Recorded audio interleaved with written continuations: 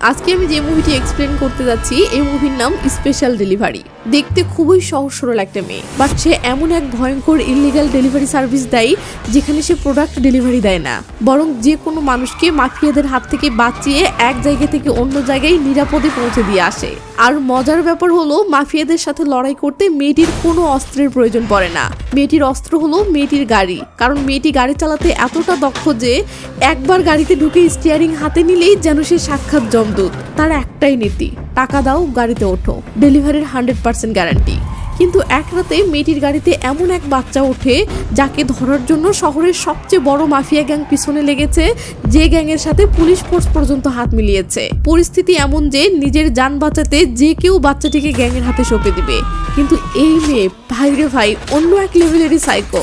গাড়ির ড্রাইভিং সিটে বসলে তার লাইফে ভয় বলতে কিছু নেই। ব্যাস সে পুলিশ ফোর্স ও মাফিয়া গ্যাংদের সাথে টক্কর দিয়ে বাচ্চাটিকে নিয়ে পুরো শহর যেভাবে চষে বেড়ায় তা এনজয় করার মতো। তো সিট বেল্ট বেঁধে নিন, এখন হেভি ফাস্ট ড্রাইভ করতে চলেছেন।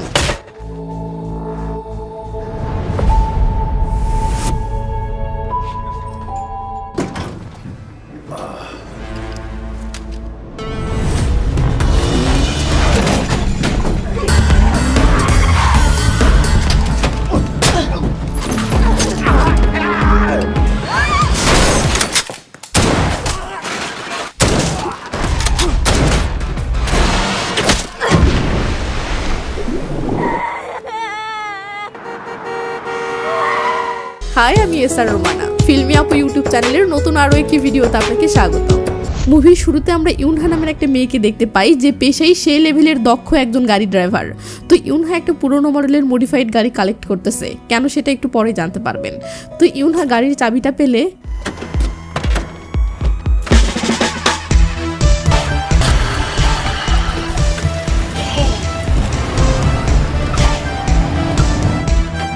ইউনহার বাবা মা কেউ নেই। সে ছোটবেলায় উত্তর কোরিয়া থেকে চোরাই পথে পালিয়ে এখানে এসেছে এবং মিস্টার বোক নামের একটা লোক সেই ছোটবেলা থেকেই ইউনহাকে বাবার মতো ভালোবাসা দিয়ে লালন পালন করে বড় করেছে। মিস্টার বোক পেশায় একজন পুরনো গাড়ি রিসাইকেল রিলেটেড কোম্পানির মালিক, মানে সে পুরনো ভাঙাচোরা গাড়ি কেনে এবং সেগুলো মডিফাই ও মেরামত করে পুরো একদম নিউ লুক দিয়ে বিক্রি করে। কিন্তু এটা গেল বোকের অফিসিয়াল বিজনেস। বাট মিস্টার বোক আসলে এই ব্যবসার আড়ালে স্পেশাল ডেলিভারি নামের এমন একটা ইলিগাল ডেলিভারি সার্ভিস দেয়, যে সার্ভিসের আন্ডারে তারা হাই সিকিউরিটি প্রদান করে যে কোনো জিনিস বা যে কাউকে এক জায়গা থেকে আরেক জায়গায় পৌঁছে দেয়। তো এতক্ষণ যে বোকের কথা বলছিলাম এটাই সেই বোক। ইউনহা গাড়িটা নিয়ে তাদের সেই মেকানিক্স গ্যারেজে পৌঁছালে সেখানে আসিফ নামের একটা ছেলেকে দেখতে পাই যে এই গ্যারেজে মেকানিক্স হিসেবে কাজ করে। এই আসিফ আসলে পাকিস্তান থেকে এসেছে। তো ইউনহা অফিসে তার বসের কাছে পৌঁছালে শুনতে পাই তার বস একটা স্পেশাল ডেলিভারির অর্ডার নিচ্ছে। ইউনহার ফ্রিজ খুলে দেখে তার রাখা বিয়ারের ক্যানটা নেই। রেগে মেগে বসের দিকে তাকালে বসের টেবিলের উপরে সেটা দেখতে পাই। ইউনহা এসে রেগে মেগে সেটা নিতে ধরতেই বস থামাই ও বলে একটা ডেলিভারি আছে, মাতাল হলে গাড়ি চালাতে পারবি না। এই বলে বস একটা চিরকুট দিয়ে বলে রাতে একটা ডেলিভারি আছে, শিউল শহর থেকে একটা লোককে গাড়িতে তুলে নিয়ে বোয়াংতুক বন্দরে পৌঁছে দিতে হবে। ইউনহা বলে অতিরিক্ত 15% চার্জ বেশি নিব, বলো রাজি? বস বলে ঠিক আছে, যা 15% বেশি দিব। ব্যাস ইউনহার ঠিকানা ও পিক আপ টাইম লেখা চিরকুটটা নিয়ে বেরিয়ে পড়ে।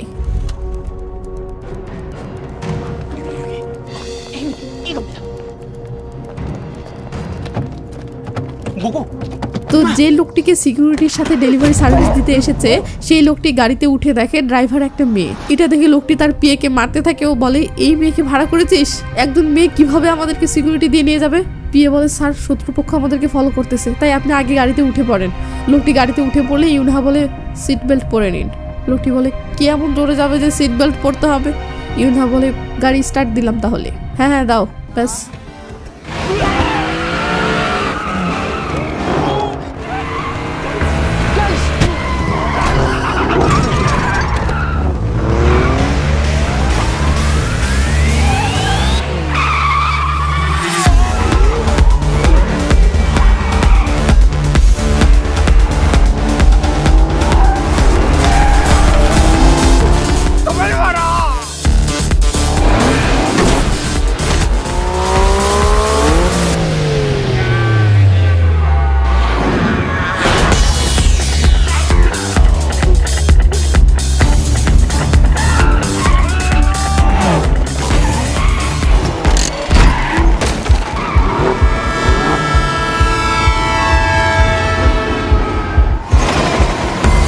তো ইউনহা লোকটিকে সাকসেসফুলি লোকেশনে পৌঁছে দিলে লোকটি খুশি হয়ে ইউনহাকে এক্সট্রা অনেক টাকা দিয়ে বলে আমার টিমে কাজ করবে, এখানে যা স্যালারি পাও তার ডাবল দিব। কিন্তু ইউনহা লোকটির কথায় পাত্তা না দিয়ে চলে যায়, কারণ সে তার বস বককে প্রচন্ড রকম ভালোবাসে।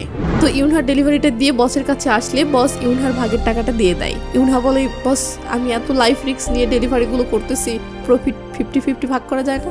বস বলে তুই কি ভাবছিস আমি বেশি লাভ করছি? আরে এই প্রতিষ্ঠান চালাতে এত এত খরচ আছে না।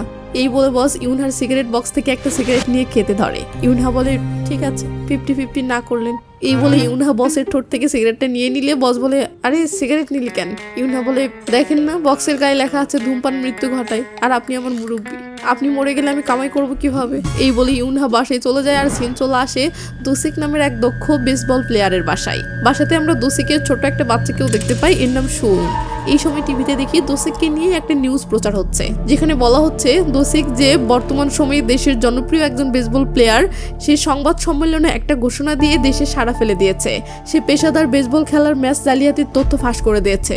ম্যাচ ফিক্সিং এর সাথে জড়িত ওয়েবসাইটগুলোর বিষয়ে তদন্ত চলছে। এই বলে নিউজে দোসিকের একটা সাক্ষাৎকার প্লে করা হলে দেখা যায় দোসিক বেসবল খেলায় ম্যাচ ফিক্সিং এর সাথে কে কে জড়িত এবং কিভাবে তারা ম্যাচ ফিক্সিং করে সেই গোপন তথ্যগুলো বলতেছে। এই সময় আমরা দেখি দোসিক তার বাসার লুকোনো একটা জায়গা থেকে অনেক কষ্টে একটা ডিভাইস বের করছে। এটা আসলে একটা হাইটেক সিকিউরিটিওয়ালা লকারের আনলকার রিমোট। এমন সময় টিভিতে আরেকজনের সাক্ষাৎকার শুরু হয়। দোসিকের ছেলে সুমন বলে বাবা টিভিতে একজন তোমার ব্যাপারে বলছে। দোসিক দৌড়ে এসে দেখে একজন বলতেছে এই ম্যাচ ফিক্সিং এর আসল মূল হোতা দোসিক নিজেই। সে এতদিন ম্যাচ ফিক্সিং করেছে আর এখন অবসর নিয়েছে, তাই এসব দোষ অন্যের উপর চাপিয়ে নিজে ক্লিন হওয়ার চেষ্টা করছে। এইসবের সাথে জড়িত ওয়েবসাইটগুলো সে নিজেই পরিচালনা করে আসছিল। এমন প্রমাণ পুলিশের হাতে এসে পৌঁছেছে। এইসব শুনে দোসিক দুম করে টিভিটা বন্ধ করে দেয় ও তার ছেলেকে বলে তুমি সকল কিছু প্যাকিং শেষ করেছো? সুমন বলে হ্যাঁ। এদের কথা শুনে আমরা বুঝতে পারি এরা বাড়ি ছেড়ে কোথায় জানি যাওয়ার প্ল্যান করছে। সিন কাট হয়ে একটা ফেক পাসপোর্ট তৈরির এজেন্সিতে আসলে আমরা দেখি দোসিক এখানে তার ও তার ছেলের ফেক পাসপোর্ট বানাতে দিয়েছিল। এটা দেখে আমাদের মাথায় আসে তাহলে কি দোসিক কি আসল ক্রিমিনাল এবং সে তার ছেলেকে নিয়ে দেশ ছেড়ে পালাচ্ছে?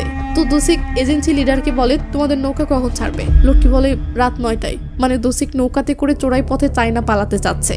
তো লোকটি বলে তুমি আমাকে পাসপোর্ট বানাতে যত টাকা দিয়েছো তাতে তো মনে হচ্ছে তোমার অনেক টাকা, তাহলে তুমি নৌকাতে করে পালাতে যাচ্ছ কেন? দোসিক বলে কেন, সমস্যা কি? লোকটি হেসে দিয়ে বলে কেউ নৌকাতে করে পালাতে গেলে 90% ক্ষেত্রেই দেখা যায় নৌবাহিনীর হাতে ধরা পড়ে যায়। দোসিক ভয় পেয়ে বলে তাহলে উপায়? লোকটি বলে এমন সিচুয়েশনে স্পেশাল ডেলিভারি সার্ভিস আছে যারা তোমাকে নিরাপত্তার সহিত পালানোর নিশ্চয়তা দিবে। তবে হ্যাঁ ওদের সার্ভিসটা অনেক ব্যয়বহুল, কিন্তু আশা করি তোমার সেই টাকা আছে। বলো সার্ভিস নিবে? দোসিক হ্যাঁ বললে লোকটি বলে ঠিক আছে টাকা দাও, আমি ফোন করে ডিল করে দিচ্ছি। সিন চলে আসে কিউংপিল নামের একটা পুলিশের কাছে। আমরা দেখি সে তার গোপন একটা অফিসে এসে সেখানকার লকারে থাকা সকল টাকাগুলো একটা বস্তায় ভরতেছে, কারণ এই কিউংপিলে আসলে ম্যাচ ফিক্সিং চক্রের মূল হোতা। আর হ্যাঁ এই কিউংপিলের সাথে দোসিক পার্টনার হয়ে কাজ করছিল।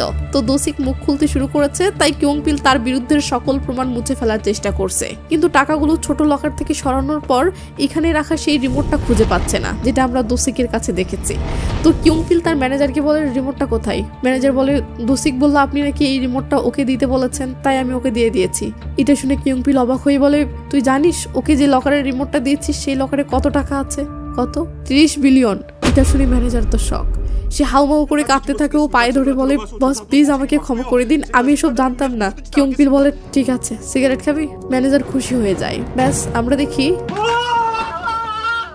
তো এরপর কিউংপিল তার টিমের লোকদেরকে বলে দোসিক নিশ্চয়ই সুযোগ পেলে দেশ ছেড়ে পালিয়ে যাওয়ার চেষ্টা করবে, তার আগে ওকে ধরতে হবে। সিন দোসিকের কাছে আসলে দেখি সে গাড়ি চালিয়ে বাসায় ফিরতেছে আর দোসিকের ছেলে সুন দোসিকের ফোনে কার্টুন ভিডিও দেখতেছে। এমন সময় কিউংপিল দোসিককে কল করলে সুন না বুঝে দুম করে কলটা রিসিভ করে। কিউংপিল বলে কিরে আমার 30 বিলিয়ন টাকা চুরি করে কোথায় ঘাপটি মেরে আছিস? যাই হোক যেখানেই থাক আমার লকারের সিকিউরিটি রিমোটটা দিয়ে যা। দোসিক রেগে মেগে বলে তুই কি রিমোটটা নিয়ে আমাকে এমনি ছেড়ে দিবি? কিউংপিল বলে তুইও কি এভাবে আমার থেকে পালিয়ে থাকতে পারবি?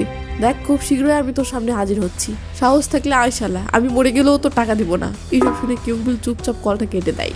সিন চলে আসে সকালবেলা ইউনহার কাছে। সকাল হতেই ইউনহার পোষা বিড়ালটা বেডে উঠে ইউনহার ঘুম ভাঙায়। ইউনহা বিড়ালটিকে আদর করে দিয়ে বেড থেকে উঠেই বিড়ালটির জন্য এবং নিজের জন্য খাবার বানায়। তো ইউনহার বিড়ালটির নাম পোডন। ইউনহার একলা জীবনে তার একমাত্র সঙ্গী এই পোডন, তাই ইউনহা পোডনকে নিজের সন্তানের মতো ভালোবাসে।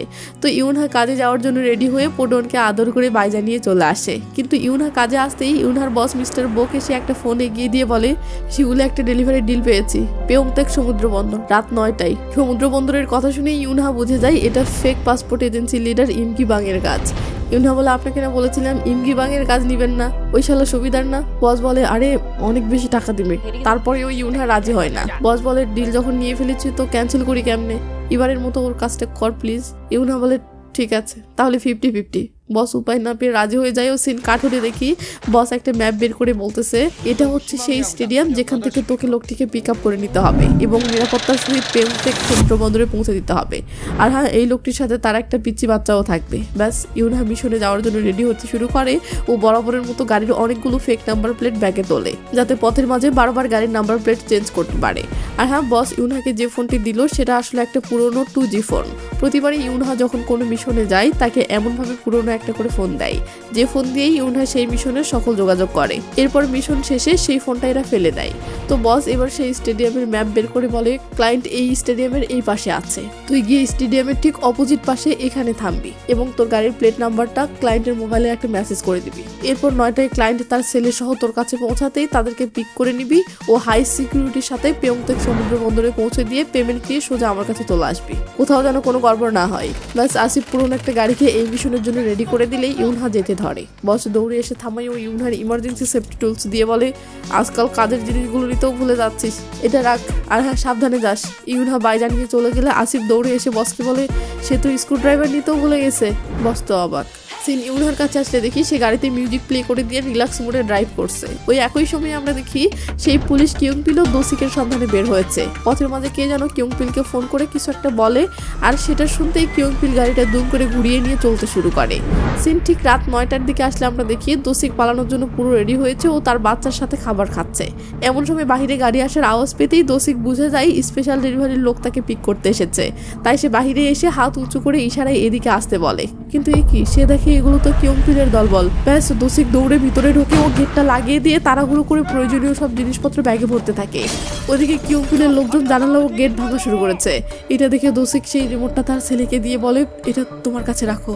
ওদিকে ইউনহা স্টেডিয়ামের অপোজিট পাশে এসে পৌঁছালে দেখে 9টা বাজতে এখনো কয়েক মিনিট বাকি আছে। ইউনহা তখন দোষিকের ফোনে মেসেজ করে গাড়ির নাম্বার প্লেটটা দেয় 6162। এটা দেখে দোষিক তার ছেলেকে বলে, আমি যা বলি মনোযোগ দিয়ে শোন। স্টেডিয়ামের অপোজিট পাশে যে রাস্তার মোড়টা আছে না, ওখানে সেই লোকটি পৌঁছেছে যে লোকটি আমাদেরকে পিক করার কথা। তার গাড়ির নাম্বার 6162। এই ফোনটাই রাখ, যদি নাম্বারটা ভুলে যাস তো দেখে নিস।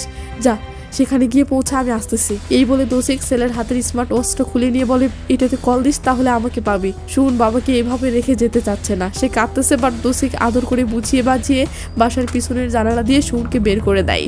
এদিকে কিয়ংপিলের ছেলেপেলে দরজা ভেঙে ফেললে দোষিক ব্যাট হাতে বেরিয়ে আসে। এরপর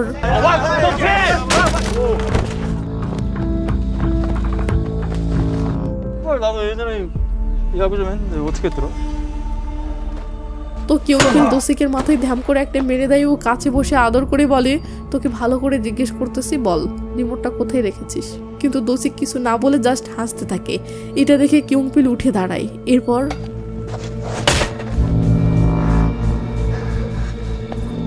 তো কিয়ংপিল রুমের ভিতরে দোষিকের বাচ্চার পাসপোর্টটা পেলে সেটা গ্যাংয়ের লোকদেরকে দিয়ে বলে, একে খুঁজে আনো।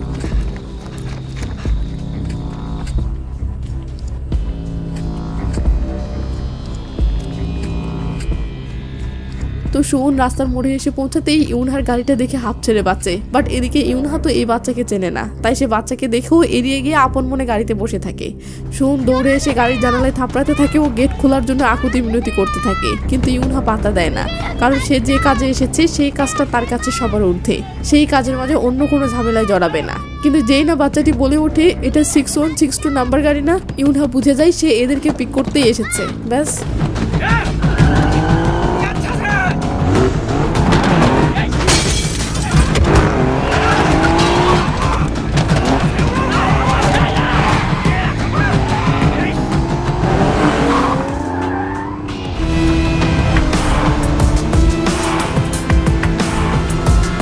সিন কিয়ংপিলের কাছে আসলে দেখি সে দোষিককে ধরে এনে রুমের ভিতরে ঢুকিয়ে দিয়ে রুমে আগুন লাগিয়ে দিচ্ছে। এই সময় তার গ্যাংয়ের একজন জানতে চায় বাচ্চাটি কোথায়। কিউংপিল বলে একটা পেশাদার মেয়ে বাচ্চাটিকে নিয়ে পালিয়েছে। এটা শুনে সে বলে তাহলে সেক্রেটারিকে কল দে। সিন চলে আসে সেই সেক্রেটারির কাছে। এর নাম ইউ।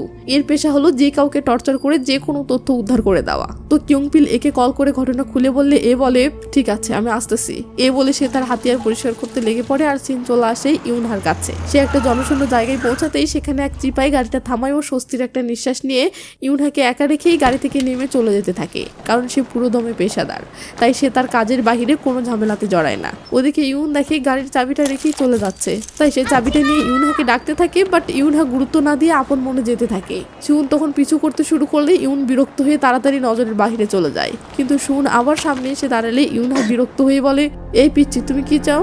সুন বলে আমাকে পিচ্চি বলবেন না, আমার নাম সুন। আর হ্যাঁ এই নিন আপনি গাড়ির চাবিটা ফেলে এসেছিলেন। ইউনহা চাবিটা নিয়ে বলে খবরদার আমাকে আর ফলো করবে না। এই বলে ইউনহা যেতে থাকলে সুন বলে আমার যাওয়ার কোনো জায়গা নেই, তাতে আমার কি? গুন্ডেরা আমাকে তাড়া করেছে, তো আমি কি করব? পুলিশকে গিয়ে বলো। পুলিশকে বলতে পারবো না। ইউনহা বিরক্ত হয়ে গেলে সুন বলে আন্টি আপনি আমাকে বাঁচাতে পারবেন না? না কিন্তু আপনি তো আমাদেরকে সিকিউরিটি দিতেই এসেছিলেন। আমি টাকা কামাতে এসেছিলাম, আমার কাছেও তো টাকা আছে। এই বলে সুন তার কাছে থাকা ব্যাগটা খুলে টাকা দেখিয়ে বলে বাবা বলেছে কল করবে, ততক্ষণ পর্যন্ত এইসব টাকা আপনার কাছেই রাখুন। এমন সময় ইউনহার বস ফোন করে বলে ডেলিভারি হলো। ইউনহা বলে না একটা প্রবলেম হয়ে গেছে। তো ক্লায়েন্ট কি তোমার সাথে আছে? না তবে তার বাচ্চাটা আছে। পেমেন্ট পেয়েছো? না তবে ক্লায়েন্ট তার বাচ্চার কাছে টাকা রেখে গেছে। ঠিক আছে বাচ্চাটিকে তাহলে নিরাপদে রেখে টাকা নিয়ে চলে আসো। এখন প্রসঙ্গ বাচ্চাটিকে কার কাছে দিবে, তাই ইউনহা এসে বাচ্চাটিকে বলে তোমার মা আছে? না। দাদা দাদি? না। আঙ্কেল আন্টিও নেই? না। বন্ধু আছে? না। এটা শুনে ইউনহা তার বসকে বলে বাচ্চাটির কেউ নেই, এখন কি করব? বস বলে একটা এজেন্সি আছে যারা এমন বাচ্চাদের দেখাশোনা করে, ওকে সেখানেই পাঠানোর ব্যবস্থা করছি। কথা শেষ করে ইউনহা ট্রেনে ক্লান্ত হয়ে বসে থাকলে সুন এসে ইউনহার সাথে নানা দুষ্টামি করতে থাকে। এতে ইউনহা প্রচন্ড বিরক্ত হয়। বাচ্চাটা এত কথা বলছে যেন একে পিছু ছাড়াতে পারলে ইউনহা হাঁপ ছেড়ে বাঁচে। তার উপর আবার বাচ্চাটি ইউনহাকে আন্টি আন্টি বলে ডাকতেছে। ইউনহা বলে খবরদার আন্টি রাখবে না। তাহলে কি ডাকবো? কিছুই রাখতে হবে না। সিন রাতে আসলে দেখি ইউনহার বস বাচ্চাটিকে সেই এজেন্সিতে পাঠানোর জন্য এজেন্সির সাথে আলাপ করেছে এবং সেই এজেন্সি থেকে একটা লোক সুনকে নিতে এসেছে। সুন বাচ্চা মানুষ, সে ভয় পাবে, তাই লোকটি সুনের সাথে এমনভাবে হাই হ্যালো করে যেন সে সুনের বাবার বন্ধু। এবং লোকটি সুনকে মিথ্যা বলে যে সুনের বাবাই সুনকে নিয়ে যাওয়ার জন্য পাঠিয়েছে। লোকটি সুনকে নিয়ে গেলে বিরক্তের হাত থেকে ইউনহা মুক্তি পাবে, এটা ভেবে যদিও ইউনহার একটু খুশি লাগতেছে, বাট লোকটির আচরণগুলো কেমন জানি ছেলে ধরার মতো। এসব দেখে ইউনহার লোকটির উপর সন্দেহ শুরু হয় যে এই লোকটি বাচ্চাটিকে নিয়ে গিয়ে নিশ্চয়ই খারাপ কিছু একটা করবে। কিন্তু এসব চিন্তা মাথায় আসলেও ইউনহা এসব ভাবতে চাচ্ছে না, কারণ বাচ্চাটিকে তার কাছে রাখাও সম্ভব না। বাচ্চাটিকে তার কাছে রাখা মানে এইসব ঝামেলায় জড়িয়ে নিজের ক্যারিয়ার ধ্বংস করা, আর ইউনহা তার ক্যারিয়ারের ব্যাপারে খুবই সিরিয়াস। তাই লোকটি ইউনহাকে নিয়ে যেতে থাকলে ইউনহা বাচ্চাটির দিকে না তাকিয়ে তাড়াহুড়ো করে চলে যেতে থাকে, যাতে সে বাচ্চাটির মায়ায় না পড়ে। বস ফোন করে বলে বাচ্চাটিকে দিয়েছো? হ্যাঁ। বাচ্চাটির থেকে পেমেন্টের টাকা নিয়েছো? হ্যাঁ। টাকা গুনে দেখেছো? ঠিক আছে। না পরে দেখবো নি। এখনো দেখোনি মানে? এক্ষুনি গুনে দেখো। এটা শুনে ইউনহা সুনে সেই ব্যাগটা খুলতেই টাকা উছলে পড়ে। ইউনহা তো পুরো ব্যাগ ভর্তি এত টাকা দেখে রীতিমতো শক। সে তাড়াহুড়ো করে সুনকে খুঁজতে শুরু করে। অনেক খোঁজাখুঁজির পর সুনকে পেলে তাকে সুন প্রথমে বুঝতে পেরেছিল যে এই লোকটি তার বাবার বন্ধু নয়, কিন্তু ইউনহা তাকে পিছু ছাড়াতে চাইছিল বলে সে চুপচাপ লোকটির সাথে এসে বাথরুমের জানালা দিয়ে পালানোর চেষ্টা করছিল। ব্যাপারটা ইউনহা ইমোশনাল হয়ে যায়। ওদিকে কিউংপিল থানায় এসে তার টিমকে বলে ম্যাচ ফিক্সিংকারী দোসিকের মৃত্যুর নিউজটা তোমরা শুনেছো? বেসবল মাঠে তার বডি পোড়া অবস্থায় পাওয়া গেছে। আগুন ছড়িয়ে পড়ার পর ঘটনাস্থল থেকে একটা গাড়ি পালিয়ে যাওয়ার সময় সিসিটিভি ফুটেজে ধরা পড়েছে। গাড়িটি পুরাতন মডেলের BMW। এই বলে কিউংপিল সেই ফুটেজ চালিয়ে দিয়ে বলে দেখো গাড়ির লাইসেন্স প্লেট ভুয়া। দোসিক যখন মারা যাচ্ছিল ঠিক তখনই এই গাড়িটা সেখান থেকে পালাচ্ছিল। গাড়িতে দেখো একটা বাচ্চাকেও দেখা যাচ্ছে। এই বলে শৌনের ফটো বের করে বলে দেখো এটা দোসিকের বাচ্চা। তার মানে গাড়ি চালক এই মেয়েটি দোসিককে হত্যা করেছে এবং দোসিকের ছেলেকে কিডন্যাপ করে পালিয়েছে। তো ঘটনা এখন থেকে মাত্র 1 ঘন্টা আগের, তার মানে মেয়েটি বেশি দূর যায়নি। তাই যাও সবাই বেরিয়ে পড়ো এবং আসামি পালানোর আগেই ধরে ফেলো। এটা শুনে সবাই এস স্যার বলে বেরিয়ে পড়ে। সিন একটা হোটেলে আসতে দেখি ইউনহা হোটেলে ওঠার জন্য এসেছে। তো ম্যানেজার রুমের চাবি দিতেই ইউনহা দুম করে চাবিটা নিয়ে রুমে চলে আসে। এরপর সুনকে শুয়ে দিয়ে রুমের টেলিফোনটা রিসিভ মোডে রেখে বাহিরে যেতে ধরতেই সুন বলে তুমি আবারও আমাকে ছেড়ে যাচ্ছ তাই না? ইউনহা বলে না, আমি কিছু জিনিস কিনতে যাচ্ছি। বিশ্বাস না হলে এই নাও তোমার টাকার ব্যাগ। সুনের এবার বিশ্বাস আসে ও সুন বলে আন্টি আমার খুব ক্ষুধা লেগেছে। ইউনহা বলে ঠিক আছে আমি খাবার আনবো। এই বলে ইউনহা একটা সুপার শপে আসলে দেখি ইউনহার বস ফোন করেছে আর ইউনহা কলটা রিসিভ করে রেখে দিয়ে আপন মনে কেনাকাটা করতেছে। বস বলে যাচ্ছে হারামজাদি তুই বাচ্চাটি লোকটির হাতে দিয়ে চলে না এসে উল্টো বাচ্চাটিকে নিয়ে পালাচ্ছিস কেন? তোর কি মাথা ঠিক আছে? কেন তুই সাত করে ঝামেলাতে জড়াচ্ছিস? আমার ব্যবসা তো লাটে তুলবি, সাথে তোর জীবনটাও হারাবি। ইউনহা বসের কথায় কান না দিয়ে আপন মনে একটা স্ক্রু ড্রাইভার কেনে। এরপর আরো কিছু দরকারি জিনিস কিনতে থাকে, আর ওদিকে বস ইউনহাকে এইসব ঝামেলায় না জড়ানোর জন্য মানা করেই যাচ্ছে। ইউনহা বিরক্ত হয়ে বসের কলটা কেটে দেয় ও কাউন্টারে বিল পে করে সোজা শপিং মলের পার্কিং লটে চলে আসে কারো একটা গাড়ি চুরি করার জন্য।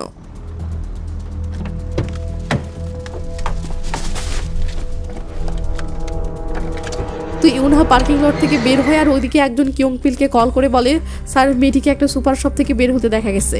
আমরা মেয়েটির গাড়িকে ফলো করতেছি, মেয়েটি কোন হোটেলে উঠেছে সেটা বোঝার জন্য। কিয়ংপিল বলে, গুড জব, তবে মেয়েটি কিন্তু খুব ডেঞ্জারাস, তাই সাবধানে থাকো, আমি আসতেছি। সিন হোটেলে আসলে দেখি সুন টিভি নিউজে তার বাবার মৃত্যু নিউজ দেখে জল টলমল চোখে টিভির দিকে চেয়ে আছে। ইউনহা এসে এই অবস্থা দেখে দুম করে টিভিটা বন্ধ করে দেয়। সুন অশ্রু ভেজা চোখে বলে, ওরা বলতেছে আমার বাবা নাকি মারা গেছে। ইউনহা কি বলবে ভাষা খুঁজে পাচ্ছে না। এদিকে কিয়ংপিলের টিম হোটেল রিসেপশনে এসে ইউনহার ফটো দেখিয়ে বলে, এই মেয়ে কোন রুমে উঠেছে? রিসেপশনিস্ট বলে 809।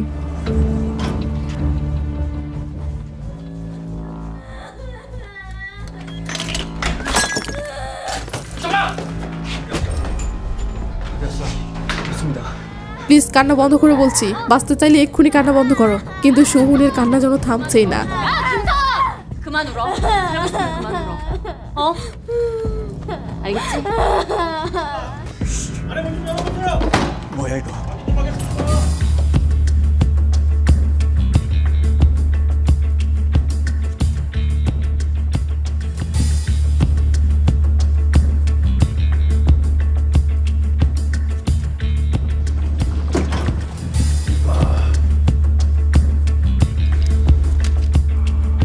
কিয়ংপিল বলে, ধরে নাও ডেলিভারিটা আমাদের কাছেই দেওয়ার ছিল, এটা ভেবে পিচ্চিটিকে আমাদের কাছে দিয়ে দাও।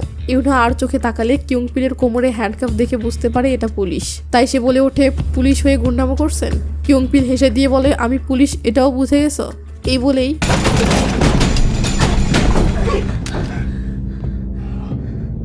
তো কিয়ংপিল পিস্তল তাক করে বলে, ওর বাবা আমার একটা জিনিস চুরি করেছে, আমি শুধু এই বাচ্চাটির সাহায্যে সেটা খুঁজে বের করব। ইউনহা বলে, তারপর এই বাচ্চার কি করবেন? কিয়ংপিল বলে, তারপর কি করব এখনো ভাবা হয়নি, তবে ওর বাবাকে মারার সময় ও যদি আমার ফেসটা দেখে থাকে তাহলে তো মুশকিল, একেও মেরে ফেলতে হবে।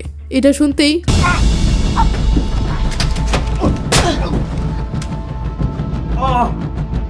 ভয় দেখিয়ে লাভ নেই, তুমি এটা চালাতে জানো না। তখনই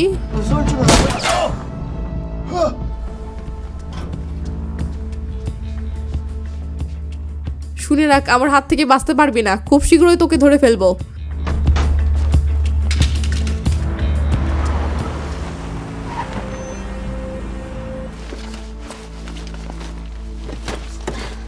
তো ইউনহা পুলিশের বলে সেই জিনিসটা খুঁজতেছে দেখে সুন তার পকেট থেকে রিমোটটা বের করে বলে, পুলিশ আঙ্কেল মনে হয় এটাই খুঁজতেছে, আন্টি তুমি এটা ওনাকে দিয়ে দাও, তাহলেই ওরা আর তোমাকে তাড়া করবে না।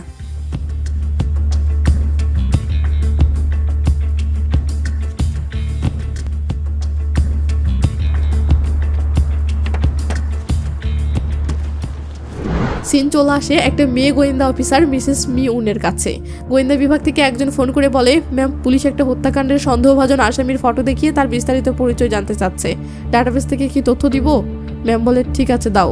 সিন গোয়েন্দা অফিসে আসলে দেখি কিয়ংপিল ইউনহার বায়োডাটা পেয়ে গেছে। নাম জাং ইউনহা, বয়স 28, পরিবার বলতে কেউ নেই, কোনো ক্রিমিনাল রেকর্ড নেই, জন্মস্থান পিয়ং নামরোতে, আর বর্তমান ঠিকানা সেটার কোনো তথ্য নেই। এটা দেখে কিয়ংপিল হতাশ হয়ে বলে, মাত্র এই কয়টা তথ্য দিয়ে কি হবে? এমন সময় মিউন আসিও বলে, বাকি তথ্য আমার কাছে আছে। সিন কাট হলো দেখি মিউন বলতেছে, ইউনহার পরিবার উত্তর কোরিয়া থেকে অবৈধ পথে এখানে ঢোকার সময় পুলিশের গুলিতে ওর বাবা মা মারা গেলেও ইউনহা বেঁচে যায়। ও তখন অনেক ছোট ছিল, কোনো এক লোক ওকে সেই থেকে লালন পালন করে বড় করেছে।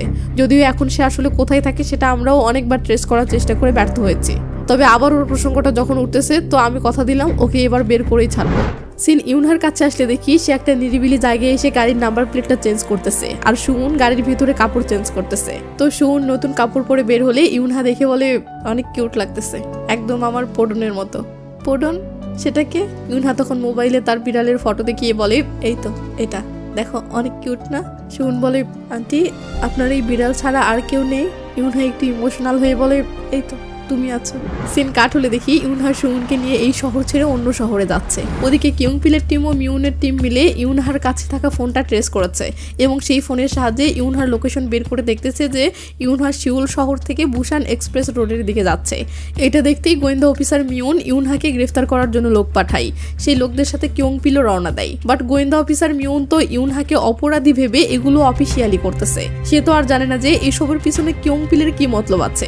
আর কিয়ংপিল সেটা জানতেও দিবে না জন্য গোপনে তার গ্যাংকে ফোন করে বলে ওকে খুঁজে পেয়েছি, পুলিশ অফিসিয়ালি ওকে গ্রেফতার করতে যাচ্ছে, কিন্তু এরা পৌঁছানোর আগেই ওকে খতম করে দিবি, আমি লোকেশন শেয়ার করতেছি। সিন ইউনহার কাছে আসলে দেখি সে একটা পার্কিং লটে গাড়িটা পার্ক করে সুউনকে বলতেছে তুমি এখানেই থাকো, আমি একটা কাজ ছেড়ে আসতেছি। এই বলে ইউনহা সেফটি টুলসটা ছেড়ে চলে যেতে ধরলে সুউন থামিয়ে ইমার্জেন্সি সেফটি টুলসটার সাথে একটা লকেট লাগিয়ে দিয়ে বলে এটা তোমার জন্য, এটা রিংয়ের সাথে লাগিয়ে রাখলে কখনো হারাবে না। ইউনহা সেটা নিয়ে বলে যেই আসুক খবরদার দরজা খুলবে না। এই বলে ইউনহা চলে গেলে সুউন দরজাটা লক করে দেয়। কিন্তু কিছুক্ষণ পর পার্কিংয়ে একটা গাড়ি আসার আওয়াজ হলে সুউন মাথা নিচু করে লুকিয়ে পড়ে। একটু পর আমরা দেখি সুউন গাড়ির দরজার লকটা খুলতেছে, লাগাচ্ছে, আর ওদিকে ইউনহা পার্কিংয়ের দিকেই ফিরতেছে। সিন আবার সুউনের কাছে আসে।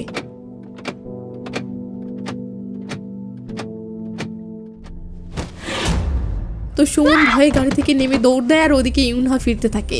তো ইউনহা পার্কিং লটে এসে পৌঁছালে গাড়ির দরজাটা খোলা দেখে দৌড়ে এসে দেখে ভিতরে সুউন নেই। এটা দেখে সে হতাশায় অস্থির হয়ে পড়লে সুউন দৌড়ে এসে পিছন থেকে জড়িয়ে ধরে। ইউনহা হাফ ছেড়ে বাঁচে ও রেগে মেগে বলে তোমাকে গাড়িতে থাকতে বলেছিলাম না। সুউন বলে সরি আন্টি। ইউনহা বলে ঠিক আছে চলো। তখনই ধ্যান করে কেউ মাথায় মেরে দেয় আর ইউনহা লুটে পড়ে যায়। 챙겨. 가져가.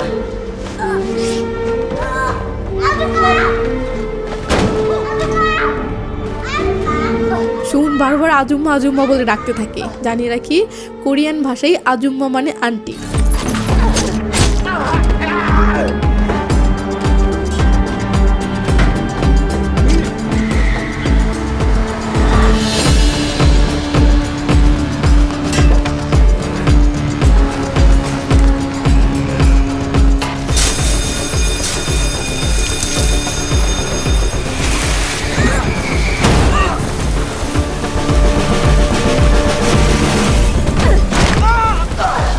ইউনহা গাড়িতে ঢুকে সুউনকে বলে ভাবু তুমি ঠিক আছো, আসো সামনে এসে বসো। সুউন সামনে আসলে সিট বেল্ট লাগিয়ে দেয়। ব্যাস এরপর শুরু হয় তাণ্ডব।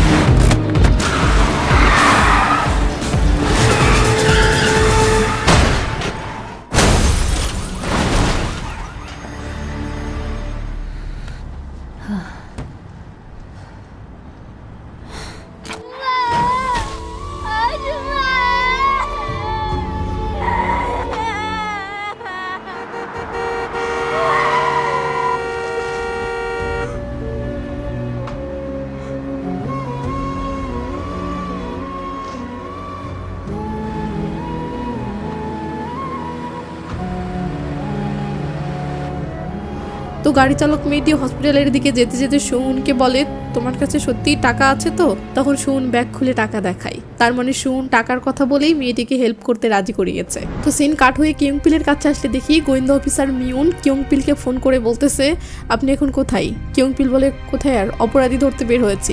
মিউন বলে ইউনহাকে যে মহিলাটি হসপিটালে নিয়ে গিয়েছিল তাকে জিজ্ঞাসাবাদ করে তো জানতে পারলাম বাচ্চা ছেলেটি ইউনহাকে বাঁচানোর জন্য কান্না করছিল, অথচ আপনি আমাকে বলেছেন ইউনহাই বাচ্চাটির বাবাকে মেরে ফেলেছে এবং বাচ্চাটিকে কিডন্যাপ করেছে। তাহলে একটা বাচ্চা তার বাবার খুনিকে বা কিডন্যাপারকে বাঁচানোর জন্য কান্না করবে কেন? লজিক তো মিলছে না। কিয়ংপিল বলে ম্যাম কনফিউজড হবেন না, ইউনহাকে আমি গ্রেফতার করি তারপর ওর অপরাধের প্রমাণ এনে দিবনি। মিউন বলে আগে অপরাধের প্রমাণ দিন তারপর গ্রেফতার করবেন। কিয়ংপিল বলে কিছু বলার থাকলে অফিসিয়ালি লেটার পাঠাবেন, বাই। এই বলে কিয়ংপিল কলটা কেটে দিলে মিউন বেয়াদবি দেখে তো অবাক। সেই সাথে তার সন্দেহটাও পাকাপোক্ত হয়ে যায় যে কিছু তো একটা ঘাবলা আছে। ব্যাস সে তার টিমকে বলে দোষীকের হত্যার ঘটনাস্থলটা পরীক্ষা করার ব্যবস্থা করো এবং সকল প্রমাণগুলো একত্র করো, আর ইউনহাকে শেষবারের মতো যেখানে দেখা গিয়েছিল আমি সেখানে যাচ্ছি। সিন ইউনহার কাছে আসলে দেখি ইউনহা গাড়িতে এইভাবে ছিল, এইমাত্র তার একটু সেন্স ফিরতেছে। তো ইউনহার সেন্স ফিরলে দেখে সুউন তার জ্যাকেটটা খুলে ইউনহার গায়ে দিয়ে রেখেছে এবং সুউন হাতে ইউনহার মেডিসিন ও মলমগুলো রেখেই ঘুমিয়ে পড়েছে। তো ইউনহা এবার তার বসকে কল করে। ফোনে পেতেই বস কেঁপে গিয়ে বলে তুই কোথায়? ইউনহা লোকেশন বললে বস বলে ওখানে কি করছিস? ইউনহা বলে বুঝতে পারছি না বাচ্চাটিকে কার কাছে রেখে আসবো, তাই ভাবছি। কি ভাবছিস? বাচ্চাটিকে এখানে নিয়ে আসতে চাচ্ছিস নাকি? ইউনহা চুপ করে থাকলে বস বলে ঠিক আছে নিয়ে আয়, আর হ্যাঁ বাচ্চাটির কয়েকটা ফটো পাঠা। ফটো কেন? আরে পুলিশ ওর পিছনে পড়েছে না, তো তোর কি মনে হয় ও এখানে নিরাপদ থাকবে? ওর পাসপোর্ট বানিয়ে ওকে কোথাও পাঠাতে হবে। সুন দূরে কোথাও চলে যাবে, এটা শুনে ইউন থমকে যায়। মানে এই কয়দিনে সে সুনকে যতটা ভালোবেসে ফেলেছে তাতে সুনকে চিরদিনের জন্য হারিয়ে ফেলাটা ইউনহা মানতে পারছে না। কিন্তু কি আর করে, সে সুনের ফটো তোলার জন্য আসে।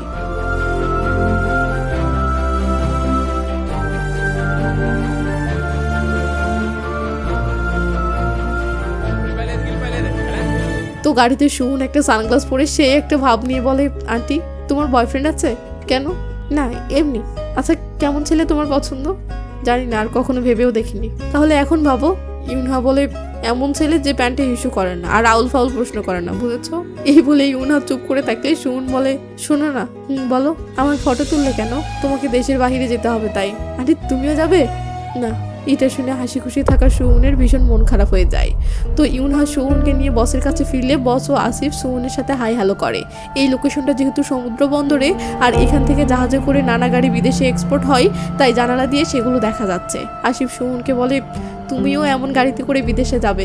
গাড়িতে করে বিদেশ? বস বলে আরে তুমি গাড়িতে থাকবে কিন্তু গাড়িটা জাহাজে করে যাবে, বুঝেছো? আসিফ বলে তুমি সবসময় গাড়ির স্টিয়ারিং হুইল শক্ত করে ধরে থাকবে। ঠিক 5 দিন পর তুমি আমার দেশ পাকিস্তানে পৌঁছে যাবে, যেখানে আমার বাবা মা তোমার দেখাশোনা করবে। ওদিকে এইসব শুনে ইউনহার চোখে জল টলমল করে ওঠে। সিন কাট হলে দেখি ইউনহা সেই রিমোটটা বসকে দিচ্ছে। বস সেটা হাতে নিয়ে বলে এটার জন্যই তাহলে এত কিছু? ঠিক আছে এটা আমার কাছে রাখ, সুউনকে পাকিস্তান পাঠানোর পর দেখি এটার কি করা যায়। এটা শুনে ইউনহা জানালা দিয়ে নিচে খেলতে থাকা সুউনকে মায়াবী এক নজরে দেখতে থাকে। সিন দোসিকের হত্যার সেই ঘটনাস্থলে আসলে দেখি মিউনের কথা মতো ফরেন্সিক টিম এখানে এসে নানা তল্লাশি শুরু করেছে এবং হত্যার আসল রহস্য উদ্ঘাটনের জন্য নানা ক্লু খোঁজার চেষ্টা করছে। তো অনেক খোঁজাখুঁজির পর তারা সেখানে একটা স্মার্ট ওয়াচ পায় ঘটনার সময়, যেটা আসলে দোসিক সাথে রেখেছিল। তো এই স্মার্ট ওয়াচে দোসিকের মৃত্যু সময়কার কিছু অডিও রেকর্ডিং আছে, যেগুলোতে দোসিকের সাথে কিয়ংপিলের কথোপকথন শোনা যাচ্ছে। এটা দেখে মিউন অবাক হয়ে বলে তার মানে কিয়ংপিল দোসিকের খুনিকে খুঁজছে না, বরং সে নিজেই দোসিকের খুনি। এই বলে সে ইউনহাকে কিয়ংপিলের হাত থেকে সেভ করতে বেরিয়ে পড়ে। সিন ইউনহার কাছে আসলে দেখি সে জাহাজের দায়িত্বে থাকা ছেলেটিকে টাকা দিলে ছেলেটি বলতেছে 2 ঘন্টা পর জাহাজ ছাড়বো, তাড়াতাড়ি ওকে রেডি করেন। ইউনহা বলে ওকে একটু দেখে শুনে রাখবেন। সিন ইউনহার বস বোকের কাছে আসলে দেখি সে সুউনের ফেক পাসপোর্ট তৈরি করছে।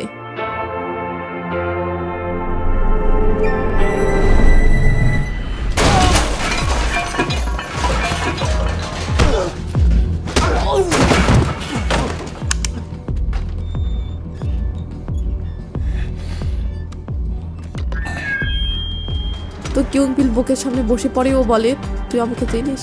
বুক বলে হয়তো খুনি নয়তো পুলিশ। ওদিকে আসিফ গ্যারেজে থাকা স্পিকারে এসব শুনতে পেলে তাড়াহুড়ো করে সুরকে ঘুম থেকে তোলে। এরপর গ্যারেজে রাখা একটা গাড়ির ডিকির ভিতরে সুরকে রেখে বলে আমি না আসা পর্যন্ত বাহিরে বের হবে না, বুঝেছো?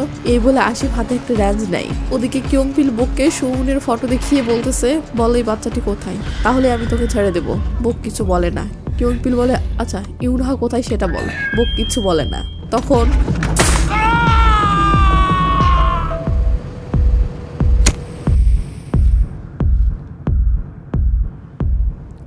তো বোককে সিগারেট জ্বালিয়ে দিয়ে কিয়ংপিল বসে পড়ে কেউ বলে এবার বল, কিন্তু এবারও বোক মুখ খোলে না, যা দেখে কিয়ংপিলের মেজাজ তো খারাপ। এমন সময় কিয়ংপিলের লোকেরা আসিফকে ধরে সেখানে আনে। কিয়ংপিল আসিফকে বলে তুই নিশ্চয়ই বলতে পারবি, বল ইউনহা কোথায় আর বাচ্চাটা কোথায়? কিন্তু আসিফও সেম, সেও মুখ খোলে না। তখন বোক চিল্লিয়ে বলে থাম আমি বলছি। এটা শুনে কিয়ংপিল থেমে গেলে বোক বলে ইউনহা কোথায় সেটা আমি জানি না, তবে যাওয়ার সময় বলে গেছে পরে সময় মতো কল দিবে। আর হ্যাঁ আমি জানি তুই কি খুঁজছিস, তুই যেটা খুঁজছিস সেটার খোঁজ আমি দিতে পারবো। কিয়ংপিল বলে কি খুঁজছি বল দেখি। বোক বলে লকারের রিমোট, যা আমার কাছে আছে আমি সেটা দিব, তবে শর্ত হচ্ছে ওদের পিছু করা ছেড়ে দিতে হবে। কিয়ংপিল বলে ঠিক আছে বল রিমোট কোথায়। বোক তখন ইশারায় একটা ড্রয়ার দেখিয়ে দিলে কিয়ংপিলের লোক সেখানে গিয়ে দেখে সেটা ফিঙ্গারপ্রিন্ট ড্রয়ার, যেটাতে বোকের ফিঙ্গারপ্রিন্ট দেওয়া আছে। কিন্তু কিয়ংপিল তো বোকের হাতটা চেয়ারের সাথে পেরেক পেরে দিয়েছে, তাই বোক ইশারায় বলে আমার হাতটা খুলে দে। তখন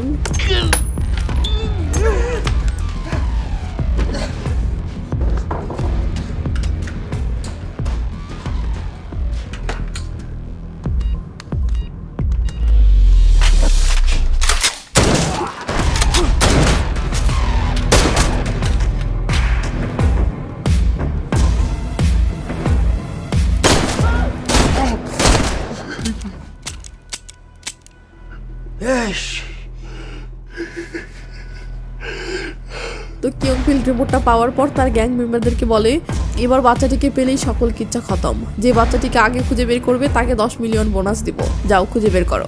এটা শুনতেই সবাই দৌড়ে যায়। ওদিকে দেখি মিউন ইউনহাকে খুঁজে বেড়াচ্ছে। এমন সময় একজন কল করে বলে ম্যাম, তথ্য পাওয়া গেছে ইউনহা মিস্টার বুকের এখানে এসেছিল, কিন্তু এখনো সেখানে আছে কিনা সেটা নিশ্চিত না। সিন ওদিকে ইউনহার কাছে আসলে দেখি সে গ্যারেজে ফিরেই আন্দাজ পেয়েছে কিছু একটা ঝামেলা হয়েছে, তাই সে দৌড়ে বসের রুমের দিকে যাচ্ছে আর এদিকে সবাই সুউনকে খুঁজতেছে।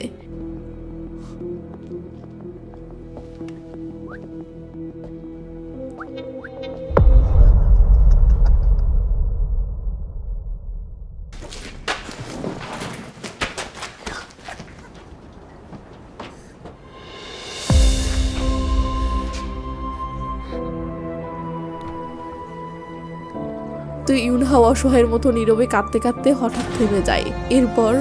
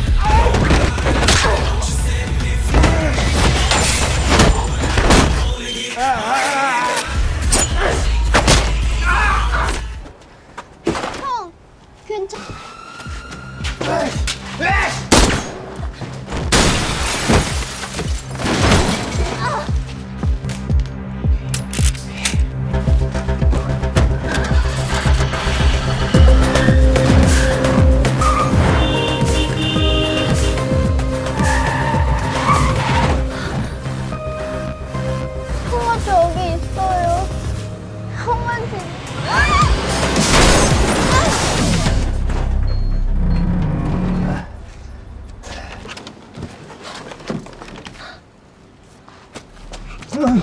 তো কিয়ংপিল সুউনকে ধরে ফেলে, ও হাতে পিস্তল নেয়। ইউনহা রাগ সামলে বলে ওকে ছেড়ে দে বলছি, প্লিজ এই খেলা বন্ধ কর। কিয়ংপিল বলে তোর কাছে সিগারেট আছে, থাকলে একটা দে না। ইউনহার তো মেজাজ খারাপ হয়ে যাচ্ছে। কিয়ংপিল বলে আমি বুঝলাম না এই বাচ্চাটির জন্য এত কিছু কেন করছিস, তুই এই বাচ্চাটির কে রে?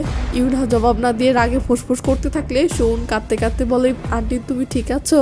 ইউনহা কিয়ংপিলকে বলে শুনলি তো আমি কে হই, এবার ওকে ছেড়ে দে নয়তো আমার হাতে মারা পড়বি। শোন আসো আমার কাছে আসো। কিয়ংপিল বলে এই জীবনে আর ওকে পাচ্ছিস না। এই বলেই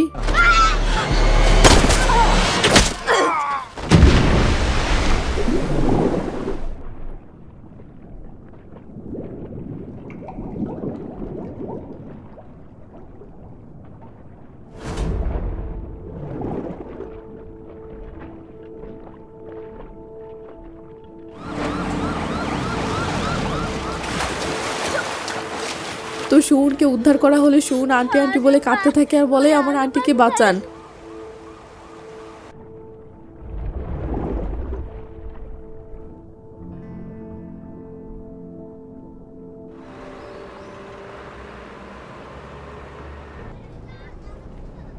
তো সুউন বাস থেকে নামলে আমরা দেখি বাসের গায়ে লেখা হ্যাপি হোম অনাথ আশ্রম, মানে সুউনকে উদ্ধার করার পর এই অনাথ আশ্রমে ভর্তি করানো হচ্ছে এবং এই অনাথ আশ্রমে স্কুল আছে যে স্কুলে সুউন পড়াশোনা করে, সাথে সুউনের সকল দেখাশোনা এই অনাথ আশ্রমই করে।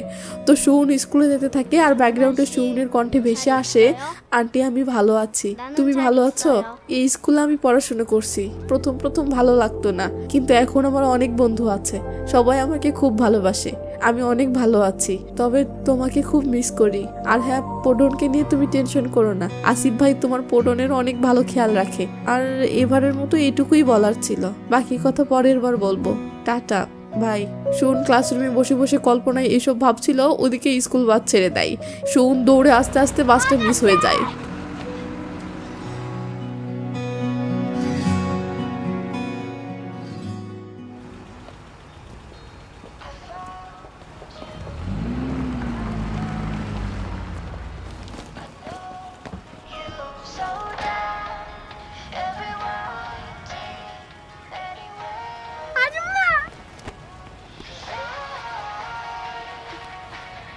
아줌마!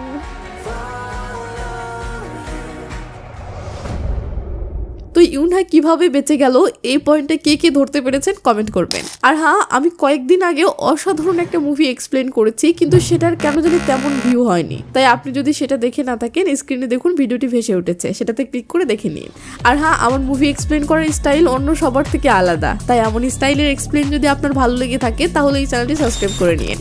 আর হ্যাঁ, চ্যানেলটি নতুন, তাই লাইক কমেন্ট করে একটু উৎসাহ দিন। ভালো থাকবেন, নিজের খেয়াল রাখবেন, টেক কেয়ার, বাই বাই।